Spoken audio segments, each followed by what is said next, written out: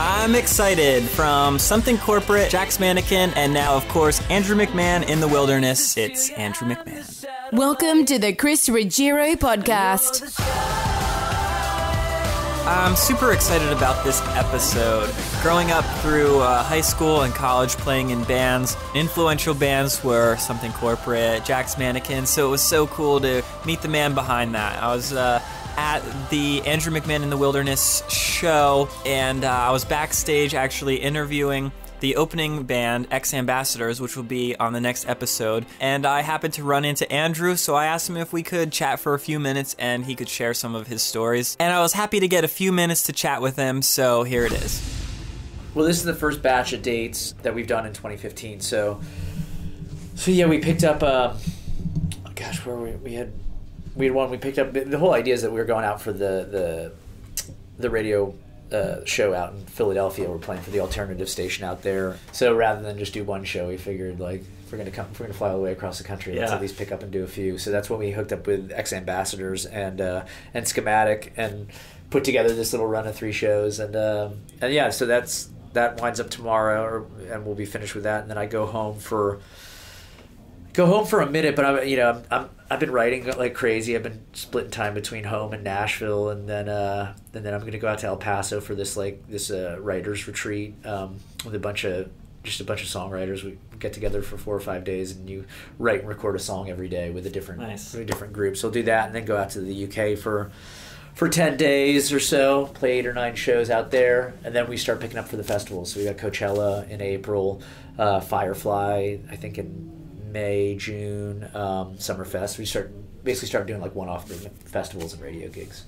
Cool. And the writing stuff, is that with anything specific in mind? Are you planning another album already, or? Yeah, for me, it's funny. Like when I started writing this record, I took a year off, and I just holed up for a year and wrote, and kind of chased the muse and just sort of built this project from the ground up. Now it's kind of in this moment where I don't want to lose the thread of like this of my songwriting, So I get home for these stints, and it's like I could chill because I've been working, or I could stay sharp and keep writing, And so I found myself just trying to find new collaborators and people that inspire me and people that write songs and produce tracks that get me excited and yeah, somehow Nashville sort of found its way into the fold. I think I'm going to spend a little bit of time out there, both writing for me and then hopefully for some other artists as well. Yeah. Now, I just mentioned before we started this how I've seen you play. I don't know how many years ago through the different bands that you've been in, and you've obviously been an inspiration for people coming up through for the past 15 years. Yeah, it's getting there. Getting there.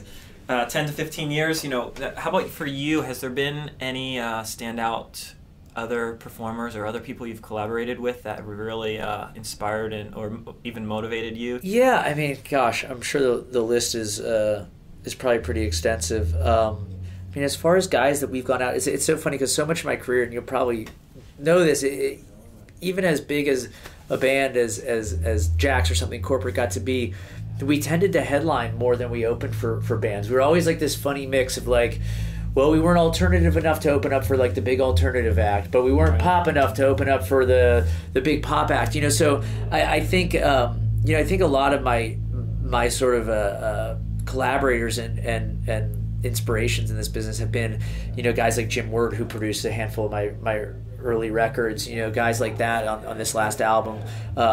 Working with Mike Viola was such a blast. Mike, he plays for Ryan Adams, and he co-produced that record and the Jenny Lewis record this year. And I think Mike is a guy that has sort of shepherded me through the beginning of yet another project and really inspired me.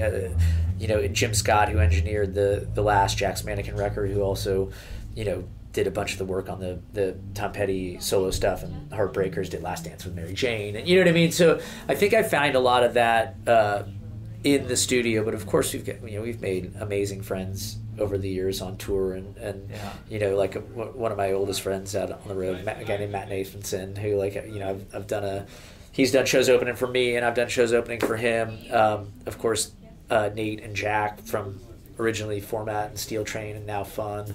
Those guys, seeing what they accomplished coming from their early bands into this next chapter, and now Jack with Bleachers, and like that, I think that lit a particular fire under my ass to be like, okay, like, there's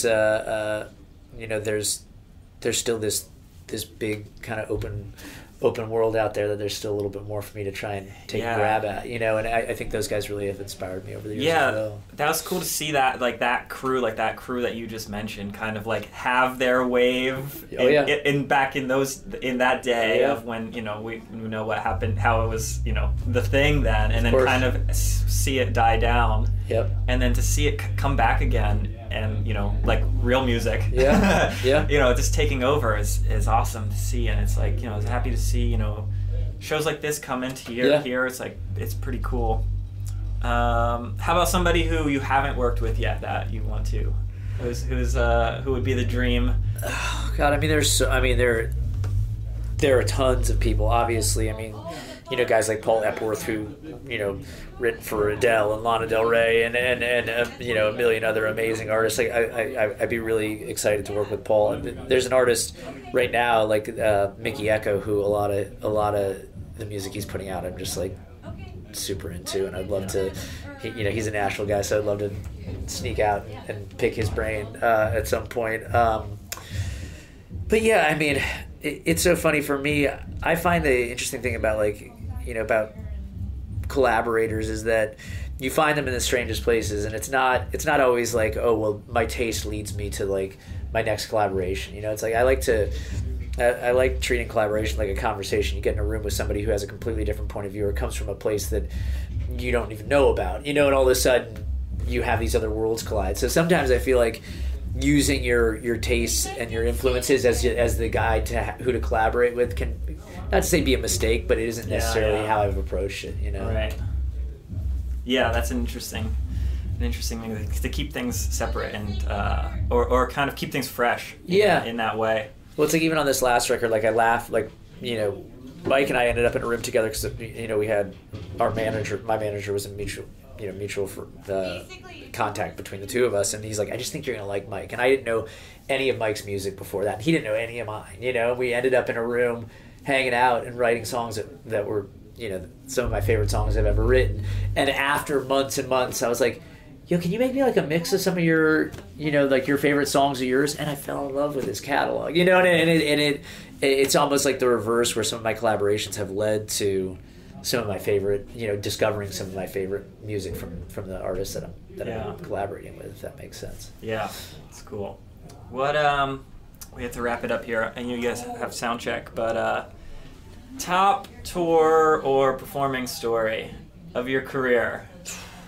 That's a hard. That's like a hard question, but or one of the standout memories of that you kind of created a cool life of being able to play music. I mean, I know this will sound like, maybe it sounds a little cheap, but this last the last two tours were on this past summer, but particularly the fall, the headlining run that we went on. It was the first time that I've it's really the first time my wife's ever come on tour, but it's like because we have a new baby, and truthfully just being on the road with my whole family there and getting to sort of watch my kid grow up against the backdrop of like this life that I've lived in a very different way in the years prior, but getting on stage every night and then like coming back to something that was more like home, where I think a lot of my life on tour, and I could tell you a million stories from that maybe were more interesting, but like, coming from a place where it was always just this like super nomadic, like very disparate existence, and turning it into something that felt grounded and taking that on the stage with me every night. And in my opinion, performing some of my best shows with the best lineup I've been on the road with, and doing songs, these brand new songs against the, intertwined with some of the older material and seeing the threads that connect all of these things. I think that fall run was for me a highlight of my career, just because you realize after doing this for a lot of years, it's like you can either be you can kind of cling to a past that was this thing or this memory or whatever, or you can really push into the present and try and build a new story and a new life every day. And it was like this moment where I was like, wow, like I'm doing this in a whole different way. And you think after like you said, 12, 13, 14, 15 years on tour, to all of a sudden have it be a brand new thing, it gave me a lot of hope for having a life like this, like that even if you're moving every day, and it has the potential to get old.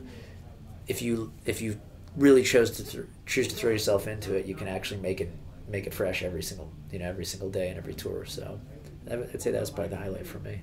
Cool. Yeah.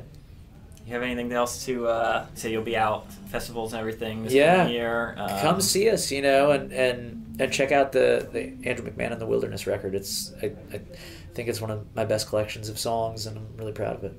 Yeah, I listened to it there when it came out. There, I listened to it a few times back to back, straight through. Yeah, and it's honestly one of the first records that I've listened to lately that didn't have like a standout song, especially. Yeah. But I could just appreciate, it felt like an album, instead of a bunch of pieces of songs together. I appreciate that. Was something that connected to me. I was like pretty excited to hear. That's awesome, man. I appreciate it. Well, that's definitely what we were shooting for. So I'm glad I hit that note for you. So, cool. Thanks, Chris. There it is. Thank you guys so much for listening to my podcast, where I get to hear and share some stories of people who are doing really cool things and who are an inspiration to me, and hopefully an inspiration to you as well. You can always check out episodes on iTunes by searching for the Chris Ruggiero podcast. If you are on iTunes, make sure you leave a comment or a rating or a review. That'll help us out a lot. And of course, you can check it out on my website. That's chrisruggiero.com. And then you can click on podcast. So hopefully you guys enjoy the other stuff that I'm up to as well. And got to give a shout out. Go check out BetweenDreamsClothing.com. See you next time. Thank you for listening to the Chris Ruggiero podcast.